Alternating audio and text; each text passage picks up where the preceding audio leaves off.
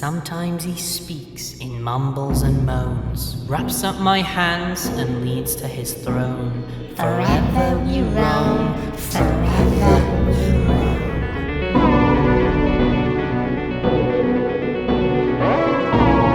I had two options for this theory. Either go ahead and answer all the cliffhanger questions from Season 1's finale like every other person who's ever made a video on Stranger Things, or I could play devil's advocate and say that this show will also be including an origin story for the Slenderman. When I asked you guys on Twitter which one I should do, you all voted for uploading both. So I will, but a couple more of you were asking for the Slenderman theory, so I'll pretty much upload this one first. So yes, I'm gonna make a theory that Slenderman is this monster we see in Stranger Things. But not only that, I believe this could be an origin story for him. Okay, maybe not an exact origin story as the monster is already alive, but with it taking place in 1983 and the monster isn't wearing a suit like Slenderman, this could be the story that tells us how he gets it. As there are many pictures dating back to the 15th century of Slenderman where he isn't wearing a suit, and many people on the internet have always wondered, when did Slenderman actually get his suit? But while his appearance is slightly different, there are a hell of a lot of similarities that link this monster to the infamous Slenderman. And I'm gonna go through all the ones that I found. Just like usual, a spoiler warning for anyone who hasn't seen the show yet, so if you're still here, I assume you've either seen the series or you just don't care. And remember, if you don't like this theory, that's perfectly fine. It's just my little brain going into overdrive like usual, creating nonsense for a bit of entertainment. Alright,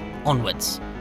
So for those who have no idea what the show is, the whole premise of the first series is about finding a young boy called Will, who we see go missing in the very first episode. As his friends, mother, and his brother go in search for him, they find out that he was taken by a monster from another dimension, or the Upside Down as our characters like to call it. This alternate dimension is right next to ours, but we can't see it. It's like an acrobat on a tightrope according to their science teacher. We are the acrobat on the top of the rope, and this is our dimension. We can only go forwards and backwards. However, underneath the tightrope is the Upside Down dimension. He says to travel to the Upside Down, you would need to be something like a flea. The flea can hop from one side of the other. This flea is actually the perfect representation of the monster, as it can actually travel from its dimension to our dimension. However, they do find a way to actually save Will, because they find a portal that leads us directly to the Upside Down, and eventually destroying the monster in the process. Many questions are left at the season finale, but the one that intrigued me the most is what this monster could actually turn out to be. Slenderman. Alright, I don't think it's an exact copy of the Slenderman we know from the internet, but rather a new interpretation on the creature. But even though there's been many interpretations of Slenderman throughout the internet, they've all managed to keep very similar abilities Slenderman can do, which allow us to identify it actually being him, such as no face, long arms, it lives alone, it steals children, sometimes adults, it teleports from one place to another, it can mess up electrical devices, and it wanders around the woods, and mind control. Before we start going through the list, it's also a good thing to note that Slenderman is a combination of 70s and 80s monsters put together, and this series is trying to portray a 70s and 80s movie vibe. So this would make perfect sense to throw in a creature that is already halfway there, and what better way to do that than make a few alterations in order to create its own origin. But anyway, onto the list. Let's start with its appearance. No face, long arms. While the monster's face in the show opens up like a flower to feed, the majority of the time it's kept closed, giving us an appearance of a tall man with long arms and no face. Just like Joyce, Will's mother, explains in this clip here after encountering the monster. It was almost human, but it wasn't. It had these long arms and it didn't have a face. Even throughout the show, it's also referred to as a man with no face. Next, Slenderman lives alone.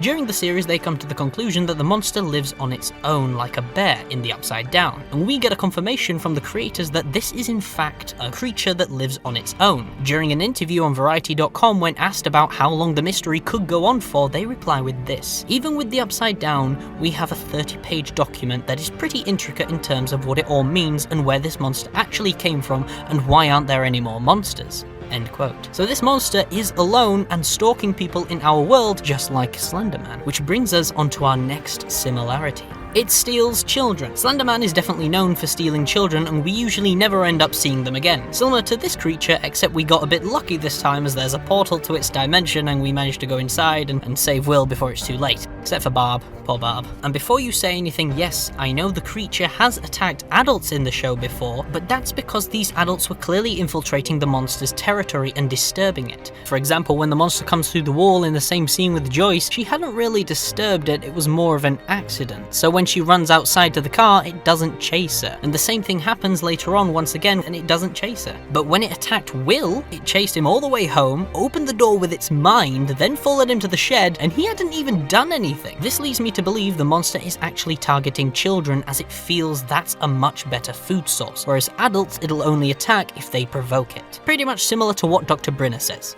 It will take more sons, more daughters. Another huge thing is that Slenderman is well known for disappearing and then reappearing in different locations when you're trying to escape him. In the show, the monster does the exact same thing, however they've actually given us an explanation as to where the monster goes when it disappears, which is obviously the upside down. Next up, it messes with electrical devices when it's nearby, which is what we see countless times through games of Slenderman or found footage when Slenderman is attacking. Throughout the show, we see lights go haywire, flickering. Heck, even when Will is getting abducted, a similar noise is heard to what you would hear in the Slenderman game, when Slenderman takes you.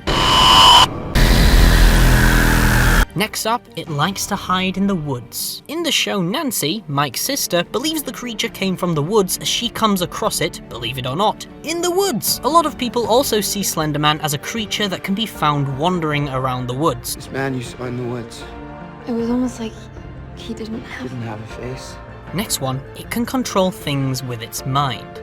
In the show, there's a girl called 11 who's been experimented on by the government. Yeah, I forgot to mention that part. And she can use her mind to move objects without touching them. The monster has similar powers to her, as we can see unlocking the door with its mind in the first episode. Slenderman can also use his mind to do similar things, but instead uses it to actually control people, as we've seen many times in the series, such as Marble Hornets or Slender the Arrival, where people have been under the influence of Slenderman. However, we don't see the monster control anyone in the show, but from this little clip it tells us he has similar powers to 11. And 11 can actually control people's bodies as well as objects. From what we can see, it isn't as strong as 11 when it comes to her mind powers, and because I believe this is an origin story of Slenderman, I think in future we will see it become stronger and possibly start seeing it controlling people with its mind. Dropping even more hints with it being Slenderman, how about the board game? The board game that our 4 kids are playing at the start of the show. This board game is supposed to represent the first series.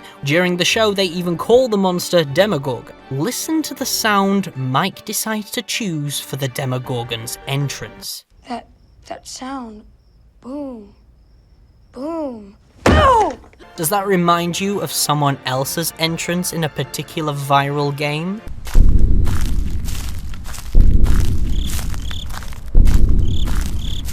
Keep in mind, this whole show doesn't just put things in there for no reason. Each scene is there for a purpose, and has been cleverly placed to foreshadow future events.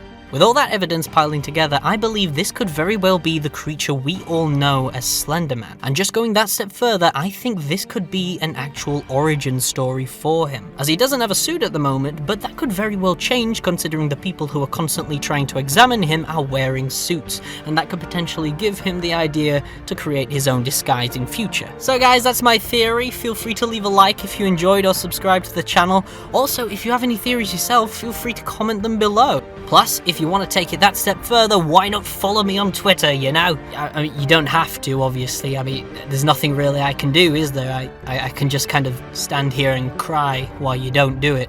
Thank you guys for all your support, and I'll see you in the next video. Stay safe, and don't pull a Picard.